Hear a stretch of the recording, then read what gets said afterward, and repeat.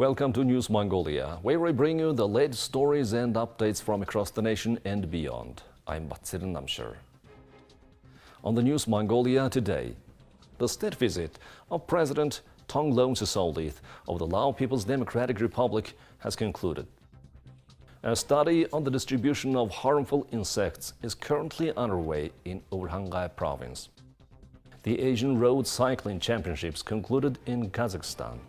For the news, stay tuned.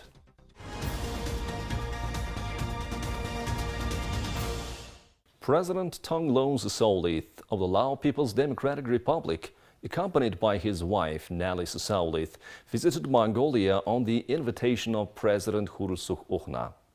During the state visit, they planted a memorial tree at the Mongol Culture Park.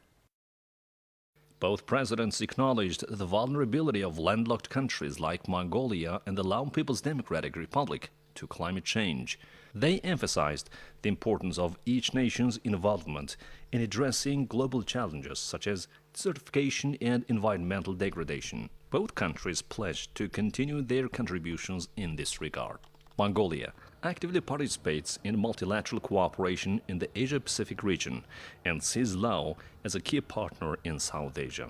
The visit is seen as crucial for enhancing cooperation, deepening relations and strengthening the friendship between the two countries. This year in Urhangai province, efforts to combat harmful insects will cover more than 30,000 hectares funded by the state budget and an additional 7,000 hectares funded by the local budget. A distribution survey is being conducted to identify the areas most affected by these harmful insects and to effectively implement control measures. A survey assessing the spread of harmful insects is underway in the forested regions of Urhangai province. This survey, initiated on the 3rd of this month, is currently being conducted in Хархорон, Хожирт, Oyang, Batulzi, and Zumbayang-Ulan Soms. Research has been conducted on 14,000 hectares in the Harhorun Som of Urhangai province, and the work area has been identified. Daily updates are being communicated to the office regarding the progress. In Hojurtsum of Urhangai province, during the study of harmful insects on 14,000 hectares, preliminary data indicated the presence of harmful insects in 9,148 hectares, with this information already relayed to the Forest Department.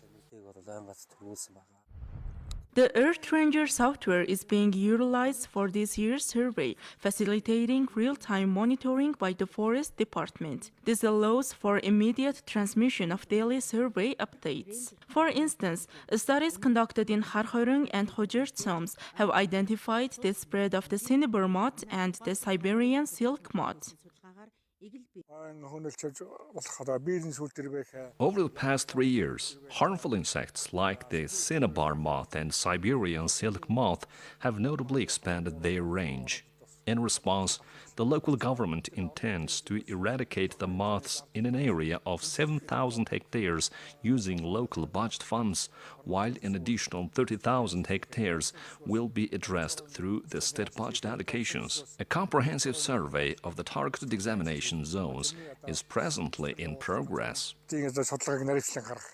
The research team is also collaborating to offer guidance on identifying harmful insects to state environmental inspectors and forest conservationists responsible for forest reserves. The final day of the Asian Road Cycling Championships concluded with the men's elite individual road race. 5 top cyclists from Mongolia participated in this race. Details from our MNB reporter in Kazakhstan, Batsingel. Mongolian athletes competed in the men's elite category, covering a distance of 151 kilometers. International Master of Sports Jumbalchand secured 8th place, while International Master of Sports Tikhshbayer finished in the 14th place. Regarding the race overall, it commenced with a vigorous pace straight from the start. In total, I traversed more than over 150 kilometers in only 3 hours and 25 minutes. The race unfolded as a tactical challenge, with the primary contenders being Mongolia, Kazakhstan, and Japan. However, within the final 2 kilometers, a group comprising of more than 20 athletes surged ahead and surpassed us. Nevertheless, I managed to secure 8th place. Our team leader, Jumble Jumps, assumed a pivotal role. To maximize his performance, we at the front launched a vigorous attack to catch up with the leading duo. Within a final kilometer, we successfully surpassed the 2 athletes that were leading. Subsequently, a group comprising of 16 cyclists overtook us, and our leader secured 8th place. 22 athletes from Mongolia took part in the Asian Road Cycling Championships, competing across 7 categories with success. The Mongolian team concluded their participation in the competition by competing in the elite category on the final day.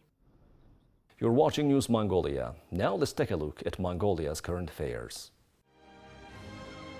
The general painter of the Mongolian Art Gallery, Oyunirteng, will open a personal special exhibition of Mongolian art in Japan. The exhibition is unique in that it was organized on the occasion of the 5th anniversary of the Mongolian Art Gallery and the 50th anniversary of the Mongolian-Japanese Cultural Agreement. When creating a series of works, the artist studied primary sources, starting with the temple structure, the monks' customs and routine during religious holidays, the activities of ordinary people living around the monastery, pilgrims, foreign tourists, etc. She describes a rich life.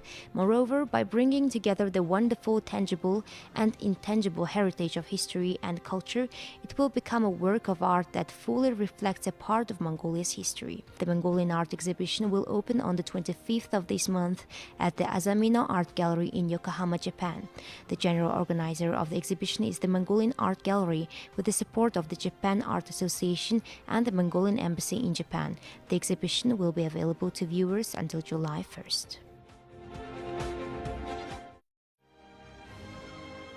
The Mongolian Arts Council is going to organize the International Contemporary Dance Festival Motion Mongolia for the 3rd time. The festival, which will last for 5 days starting on the 15th of this month, aims to contribute towards the development of Mongolia's contemporary dance industry and expand international partnerships. As part of the 3rd festival, a joint movement workshop exchange program will be organized with the Arts Council of the Republic of Korea, a program to support the abilities of choreographers and dancers, and the performance will be presented to the public. For example, the Korean dance troupe Muden and Mongolian dancers are implementing a joint program of workshops on movement and exchange of experience. Lectures and trainings by Australian, Hungarian, and German choreographers will also be organized to support the potential of choreographers and dancers of the Ulaanbaatar Theatre and the Mongolian Conservatory. The joint performance of the artists who took part in the festival will be presented to the public on the 20th of this month at the Ulaanbaatar Theatre. The festival will feature Hungarian choreographer Zoltán Fedor, German choreographer Fabian Kohn, Australian choreographer Nerida Matei, as well as Australian dancers Jade Brider and Nadia Milford.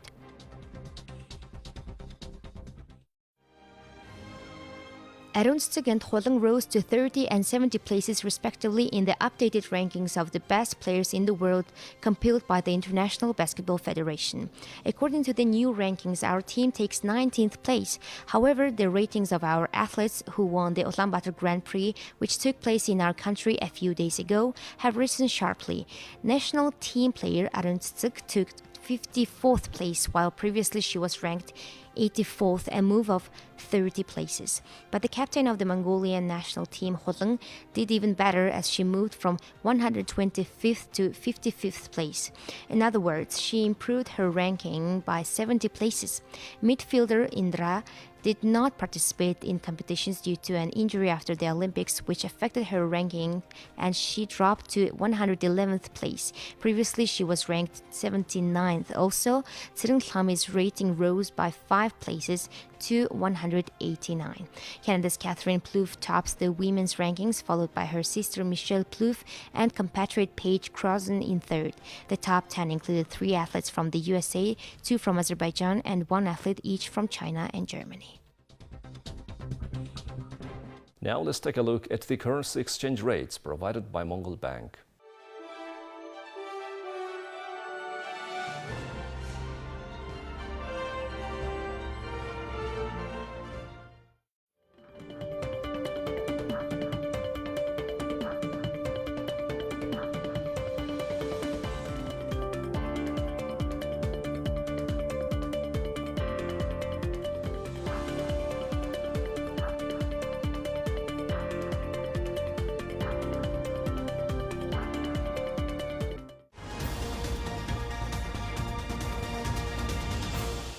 Now let's take a look at international news from our partner agencies.